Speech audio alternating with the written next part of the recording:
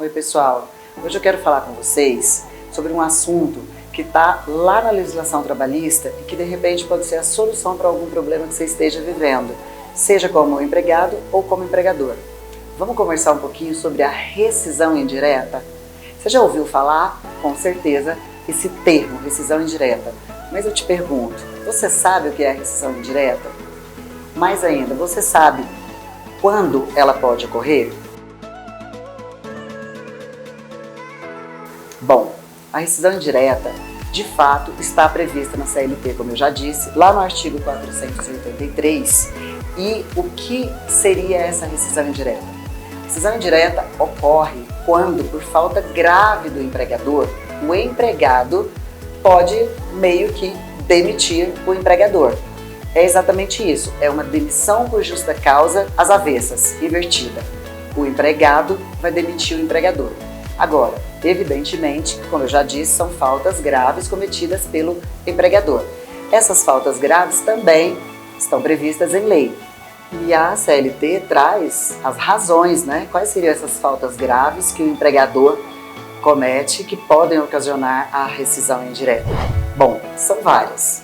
Como, por exemplo, se o empregador deixar de cumprir alguma obrigação contratual, como, por exemplo, deixar de depositar o FGTS, se o empregador agir de forma a atingir, atacar a honra do empregado ou de seus familiares, inclusive também de forma física, claro, nesse caso aí há de ficar ressalvada a questão da legítima defesa, né?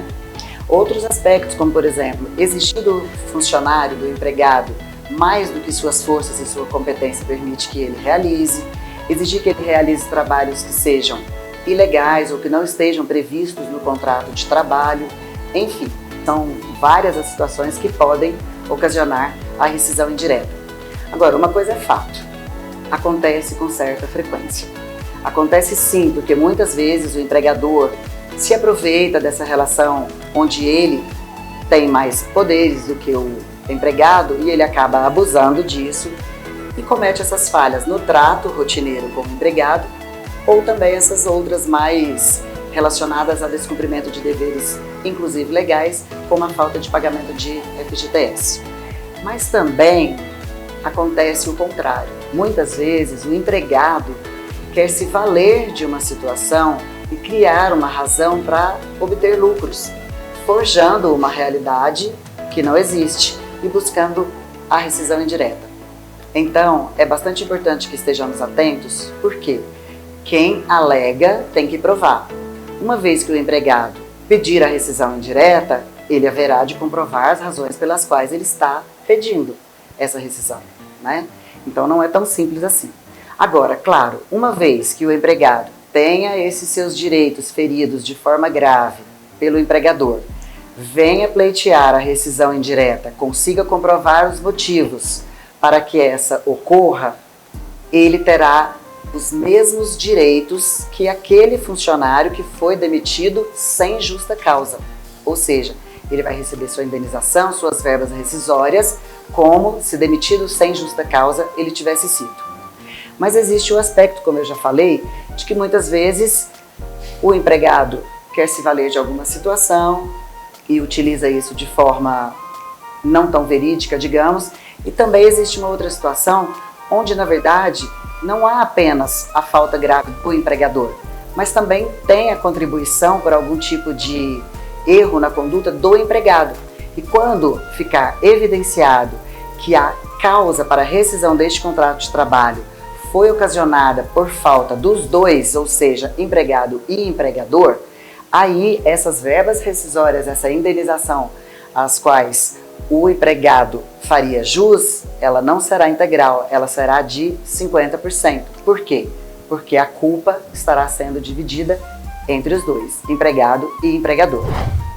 E quando o empregado pede a rescisão indireta, ele precisa continuar trabalhando? Imagina a situação, o seu dia a dia, já está com esse problema na empresa, aí você entra com pedido de rescisão indireta, como aparecer no outro dia de trabalho, né? Então, na verdade, o empregado que pedir a rescisão indireta, ele não fica obrigado a comparecer ao trabalho depois disso. Ele tem a opção de escolher se ele continuará trabalhando ou não. E é interessante que nesse momento de pandemia, eu tenho ouvido muitos questionamentos, muitos clientes que nos perguntam, e também amigos, pessoas conhecidas, trazendo uma questão que está diretamente ligada à rescisão indireta. O que seria?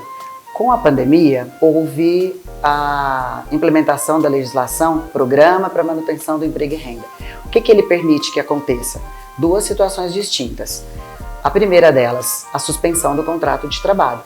E a segunda, redução da jornada e dos salários. Não é verdade? Bom, o que está acontecendo com muitas pessoas? Você, empregado, faz o acordo com o empregador para redução de jornada e de salário, mas o empregador continua exigindo de você que você trabalhe a jornada normal, só que pague o seu salário conforme o acordo para a redução do salário. Outras vezes ainda, faz-se o acordo para a suspensão do contrato de trabalho, mas ele exige que você continue trabalhando para ele, só que agora na modalidade do trabalho remoto. Essas questões são permitidas? Claro que não. Elas não são permitidas e caracterizam, inclusive, falta grave. Sendo assim, eu não disse que lá na legislação nós temos o respaldo para que se peça rescisão indireta, uma vez que o empregador cometer algum tipo de falta grave que fira os direitos do empregado? Então, nesses dois casos que eu comentei, caberia sim o pedido da rescisão indireta. Então, mesmo nesse momento de pandemia, independente de você ter feito algum acordo lá do Programa de Manutenção do Emprego e Renda, se o empregador ferir alguma regra básica, ferir algum direito de forma grave, você pode sim, empregado, pedir a rescisão indireta. E nessa situação, reitero, uma vez caracterizada a rescisão indireta, o empregado fará jus ao recebimento de todas as verbas como se demitido sem justa causa ele fosse. Com tudo isso, penso que o mais importante que fica é a necessidade de ambos, empregado e empregador, se darem conta do quanto é importante o cumprimento das normas da legislação trabalhista, o respeito aos direitos e deveres de um e de outro, porque além de evitar esses problemas legais que podem acabar acontecendo, também consegue-se com isso manter um clima mais favorável dentro das empresas, uma relação mais saudável entre empregados e empregadores. E afinal de contas, todos ganhariam com isso, né? O empregado continua com seu emprego, fica satisfeito no lugar onde está e o empregador consegue manter o seu funcionário, que afinal de contas é tão útil no dia a dia de qualquer negócio.